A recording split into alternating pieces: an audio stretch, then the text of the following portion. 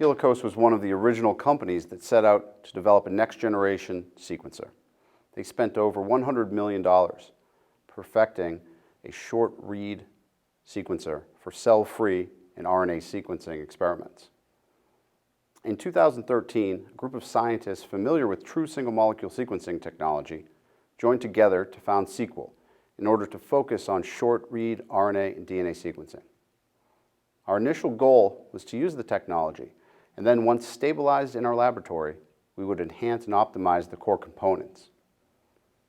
This technology is comprised of hardware, software, flow cells, and reagents, including fluorescently labeled nucleotide analogs. The original single-molecule sequencing experiments were performed in the early 2000s at Dr. Stephen Quake's lab at the California Institute of Technology. TSMS technology was then developed and commercialized by Helicos Biosciences from 2004 through 2012. This led to numerous technical achievements, including the production of the world's first single-molecule sequencing instrument, the Heloscope.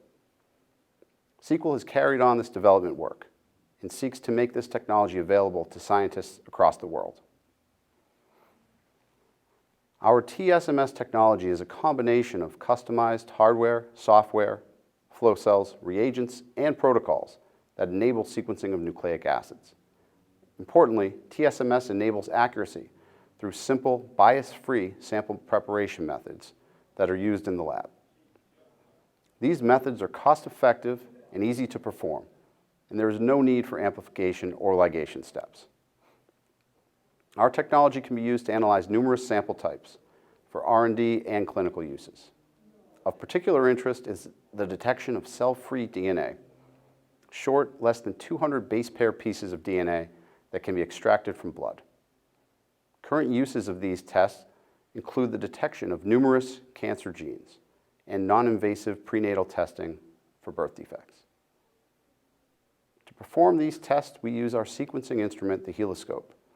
This is effectively a DNA microscope that allows for visualization of single DNA molecules attached to a large microscope slide. These glass slides, called flow cells, allow for the separation of dozens of samples within a single sequencing run.